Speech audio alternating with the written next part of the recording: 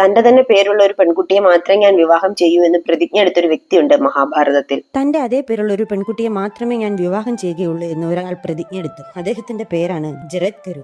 അതായത് ജരത്കരു എന്ന പേരുള്ള ഒരു യുവതിയെ മാത്രമേ താൻ ഭാര്യയാക്കുകയുള്ളൂ എന്നാണ് ഇയാളുടെ ശപഥം. വളരെ കഠിനമായ ബ്രഹ്മചര്യവ്രതം പാലിച്ച ഒരു സന്യാസിയായിരുന്നു ജരത്കരു. ലോകം ചുറ്റി സഞ്ചരിക്കാൻ ഇറങ്ങിയ ജരത്കരു പല സ്ഥലങ്ങളും സന്ദർശിക്കുകയും തീർത്ഥസ്നാനം ചെയ്യുകയും ചെയ്തു.